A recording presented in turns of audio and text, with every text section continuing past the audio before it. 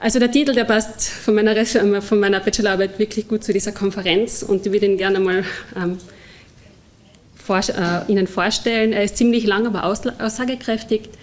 Also ein vernachlässigter Rechtsanspruch und seine gravierenden Auswirkungen auf das Verschwinden einer Landessprache mit dem Fokus der Aus- und Weiterbildung im zwei- und mehrsprachigen elementarpädagogischen Bildungsbereich in Kärnten. Ziemlich lang, aber genau. Ich werde Ihnen jetzt ein bisschen was darüber erzählen. Ich habe so meine Motivation und mein Ziel der Bachelorarbeit war, eben aufzuzeigen, dass ein Bedarf an einer zwei- und mehrsprachigen Ausbildung in der pädagogischen Hochschule, aber eben auch in der BAföB und den weiteren Institutionen ausständig ist. Und selbst bin ich auf diese Thematik dann wirklich gekommen im Studium der Elementarpädagogik in Klagenfurt. Und ich habe da eben auch auf der PH einen Slowenischkurs besucht und dort auch Studierende des Lehramtsstudiums, des zweisprachigen Lehramtsstudiums getroffen. Und da war mir dann klar so, wer begleitet mich in meinem Studium? Also es gibt nicht einmal vergleichsweise nichts, also es gibt kein Angebot für die zweisprachigen ElementarpädagogInnen. Genau. Und es ist eine Literaturarbeit. Ich habe mich eben mit der Geschichte über Recht und wie es halt eben in der Struktur im Bildungswesen auch aussieht, beschäftigt. Und da möchte ich Ihnen einen kurzen, knackigen Einblick in die geschichtliche Entwicklung auch der Minderheitenrechte ermöglichen. Und zwar war im Kärntner Siedlungsgebiet bis zum 6. Jahrhundert hauptsächlich war von Slawen besiedelt und erst im 8. Jahrhundert haben sich die Germanen kolonialisiert. Und sie haben anfangs ganz friedlich miteinander gelebt und erst später, so Mitte des 19. Jahrhunderts, haben sich dann auch Differenzierungsprozesse entwickelt, die Völker dann unter Sprache, Abstammung und Kultur zu trennen begannen. Davor, 1774, gab es eine neue Fassung der Schulordnung, die das Ziel hatte, die slowenischsprachigen, also die deutsche Sprache in die slowenische Sprache zu implementieren. Also hauptsächlich im ländlichen Gebiet war es noch komplett slowenischsprachig. Und genau, und erst später, dann ab der Mitte des 19. Jahrhunderts, wo diese Differenzierungsprozesse angefangen haben, hat sich die Schule zu einer utraquistischen Schule entwickelt. Das bedeutet, dass das Ziel war, die slowenischsprachigen Kinder der deutschen Sprache zu assimilieren. Genau. Ein weiterer Einschnitt dann in der slowenischen Sprache war dann der Begriff Windisch, der die slowenischsprachige Bevölkerung auch zu trennen begann. Sehr großer Einschnitt war auch die Volksabstimmung 1920. Und da geschah es eben, dass aus Seiten der Politik mehrfache Versprechungen getätigt worden sind, die der zweisprachigen Bevölkerung versprochen hat, eben ihre Sprache, ihre Kultur, ihre Identität nach dieser Volksabstimmung, wenn sie für Kärnten stimmen, auch weiterhin leben zu können. Und das ist dann nicht eingehalten worden nach den Wahlen. Und dann waren halt eben die slowenischsprachigen, zweisprachigen damit konfrontiert, nicht in vollen Zügen ihre Sprache, ihre Identität weiterleben zu können.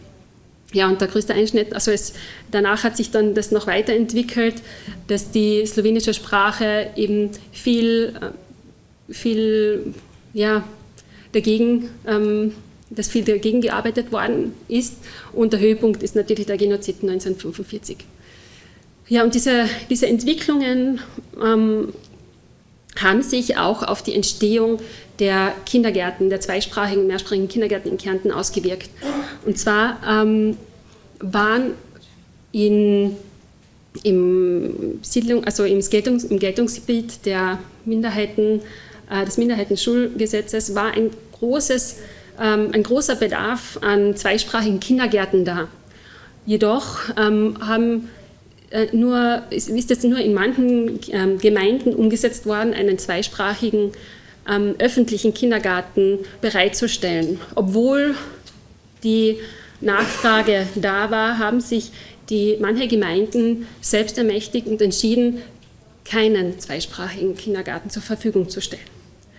Und daraufhin ist die Volksgruppe selbst aktiv geworden, hauptsächlich auch durch die Eigeninitiative der Eltern, die dann für ihre Kinder ein zweisprachiges Umfeld außerfamiliär noch anzubieten. Und deshalb entstand auch 1977, wurde der Verein Nasch Otrok, unser Kind, gegründet, mit dem Ziel, eben ein schulisches Umfeld, zweisprachiges und aber auch einen Kindergarten bereitzustellen. Nach und nach haben sich dann immer mehr private, zwei- und mehrsprachige Kindergärten in Kärnten gebildet und weiterhin sind die öffentlichen Gemeindekindergärten nicht mehr geworden. Und das heißt, dass in manchen Gemeinden gibt es einen zweisprachigen öffentlichen Kindergarten, in manchen Gemeinden gibt es sogar zusätzlich auch noch einen privaten oder nur einen privaten, aber in vielen Gemeinden gibt es gar keinen. Und da ist es die einzige Möglichkeit für zweisprachige oder slowenisch sprechende Kinder, einen ausschließlich deutschsprachigen Kindergarten zu besuchen, weil es kein Angebot eben gibt. Ja, und aus diesen privaten zwei- und mehrsprachigen Kindergärten ist dann auch eine Arbeitsgemeinschaft entstanden, der privaten zwei- und mehrsprachigen Kindergärten in Kärnten.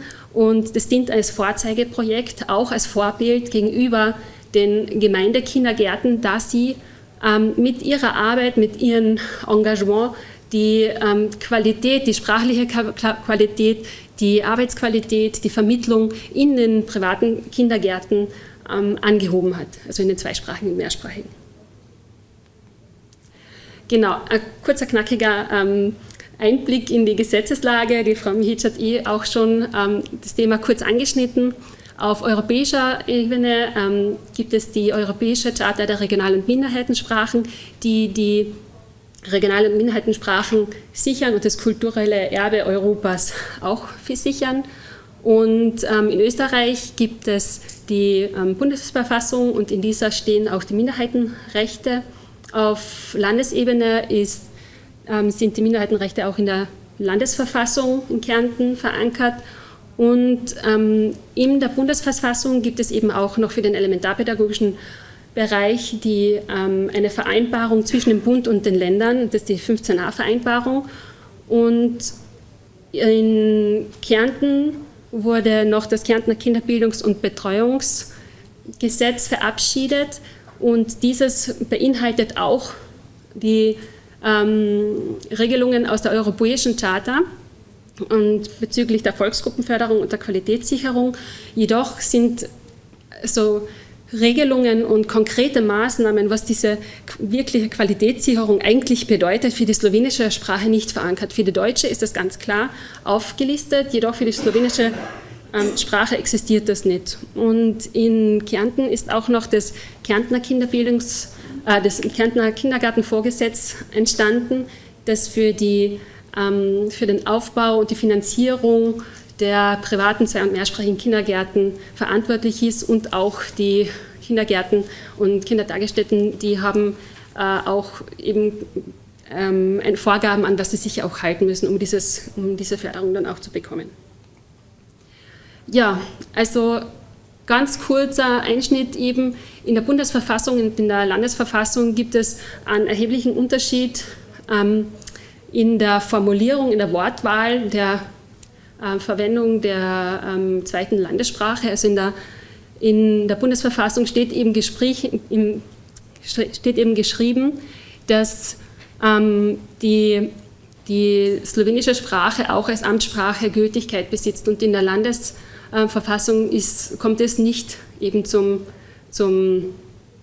Vorschein. Es ist nicht klar. Genau. Zusätzlich ist noch dieses Gesetz verankert, die Tätigkeit von Organisationen, die darauf abzielen, der kroatischen oder slowenischen Bevölkerung ihre Eigenschaft und Rechte als Minderheit zu nehmen, ist zu verbieten. Und zwar habe ich das jetzt noch herausgehoben, um noch einmal zu verdeutlichen, dass diese Eigenermächtigung der Gemeinden, darüber zu entscheiden, ob sie einen slowenischen öffentlichen oder zweisprachigen öffentlichen Kindergarten zur Verfügung stellen oder nicht, ist rechtswidrig laut dem Staatsvertrag. Denn es gibt keine Ausnahmeregelungen, die die Gemeinden dazu ermächtigen, dagegen zu stimmen. Und in manchen Gemeinden war es eben so, da war im Gemeinderat war eine Anzahl von zweisprachigen Personen oder halt von der Volksgruppe vertreten und dort sind auch diese zweisprachigen Kindergärten öffentlichen halt entstanden und in anderen, wo keine oder nur wenige Mitglieder der Volksgruppe vertreten waren, wurden halt keine gegründet. Und genau, und ich möchte nur darauf aufmerksam machen, dass es nicht nur damals so war, es ist ja noch immer der Fall. Es ist ja auch jetzt noch immer nicht der Fall, dass es in jeder Gemeinde einen öffentlichen Zugang gibt zur Zweisprachigkeit für Kinder im vorschulischen Bereich. Hoppala. So. Genau. Und in der 15a-Vereinbarung gibt es noch weitere fehlende konkrete Maßnahmen, die eben zur Förderung der Minderheitensprache zuständig sind und auch das Land ist seit einigen Jahren schon sehr engagiert und arbeitet an Qualitätsverbesserungen, auch mit der Arbeitsgemeinschaft der privaten zwei- und mehrsprachigen Kindergärten zusammen und haben auch einen Antrag an das an das Bildungsministerium gestellt, ein Schreiben eben, wo sie darauf hinweisen, dass viele wesentliche Regelungen einfach fehlen in der 15a-Vereinbarung und haben auch die Sprache, die slowenische Sprache als Bildungssprache, wollen sie eben verankern. Das haben sie auch angefordert. So, in meiner Bachelorarbeit habe ich eine Gegenüberstellung erstellt von zweisprachigen Volksschulplätzen und auch Kindergartenplätzen und auch in der Kita, also im elementarpädagogischen Bereich. Kita steht für Kindertagesstätte und KG für Kindergarten und VS eben für die Volksschule. Und ich möchte Ihnen da kurz zeigen, dass was halt damit dargestellt wird, ist, dass in Gemeinden, also alle Bezirke außer Klagenfurt Stadt befinden sich eben im Geltungsbereich des Minderheitenschulgesetzes.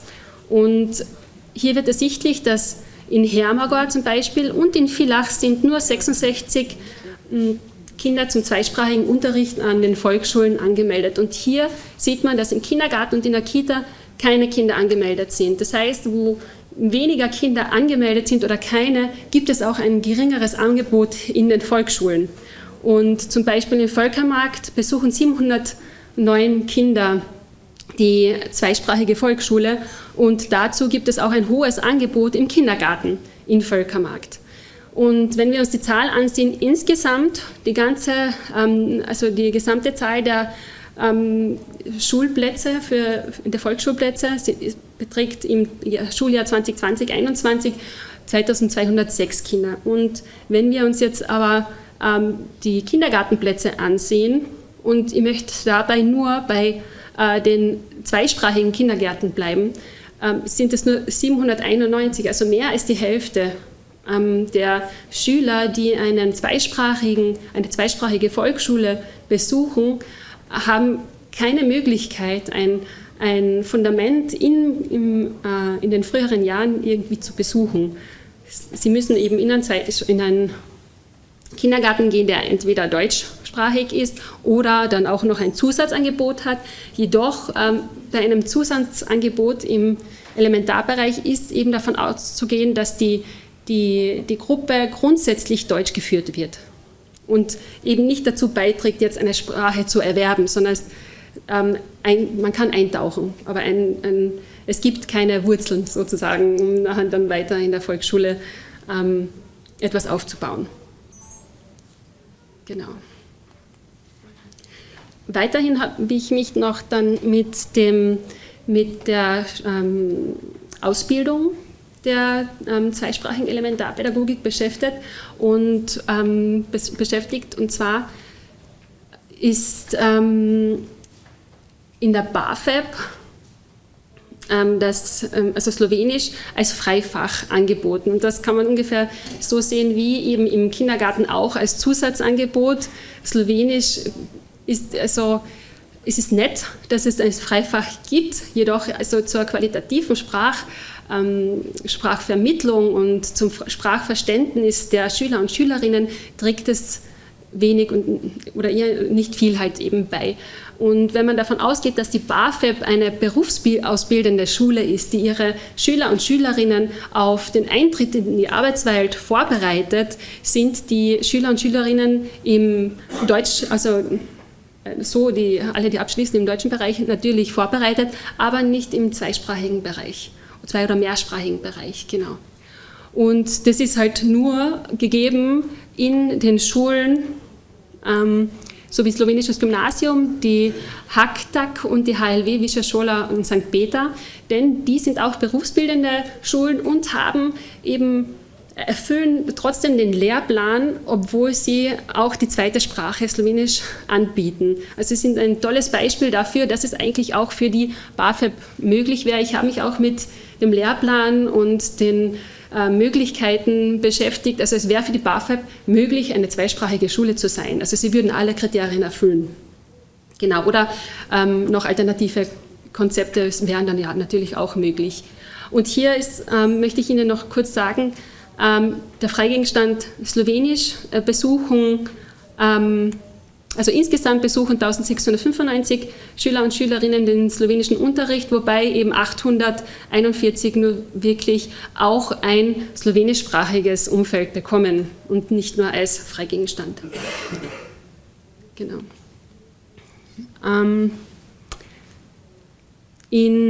Also ich habe auch das Bachelorstudium Elementarpädagogik an der BH in Klagenfurt besucht und dort ist mir eben aufgefallen, dass das Lehramt den Hochschullehrgang zweisprachiger Unterricht mit deutsch- und slowenischer Unterrichtssprache anbietet und halt für die Elementarpädagogik gar nichts zur Verfügung steht.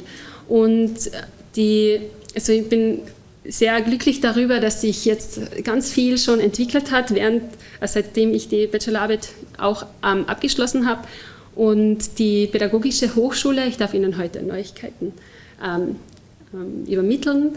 Und zwar hat die Pädagogische Hochschule ein Konzept auch entwickelt und einen Antrag ans Bildungsministerium gesendet, der eben ein grundständiges Elementarpädagogikstudium anfordert.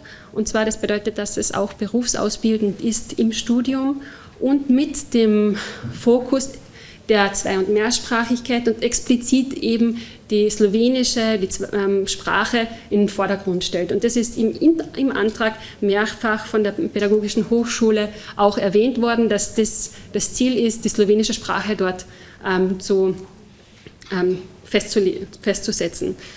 Genau, es ist auch schon eine Antwort gekommen des Bildungsministeriums, und zwar wurde der komplette Antrag abgelehnt. Also nicht nur das für die slowenische Sprache, sondern auch das Grundstudium auch. Und ja, die Pädagogische Hochschule ist sehr empört darüber und auch sehr betroffen. Auch der Herr Direktor ist sehr, sehr betroffen darüber und hat jetzt auch schon eine Stellungnahme des Bildungsministeriums angefordert und sie sind auch sehr motiviert, da jetzt noch weiter zu gehen und alles daran zu setzen, das umzusetzen. Und sie haben auch schon das Land Kärnten mit ins Boot geholt und auch eben der Landeshauptmann Peter Kaiser ist sehr empört darüber und weist halt dann auch noch einmal zusätzlich auf die Lage, auf die aktuelle Lage, auf die brenzliche Lage mit Slowenien hin, die einfach jetzt entstanden ist, auch durch die Entwicklungen und die Geschehnisse halt beim Berschenbahnhof. Und dass es einfach sehr wichtig wäre, da jetzt aktiv zu werden und damit auch die Sprache, das kulturelle Erbe Kärntens auch fördern zu können und aufrecht zu erhalten. Genau. Ich danke Ihnen. Hvala lepa za pozornost. Vielen Dank. Vielen Dank.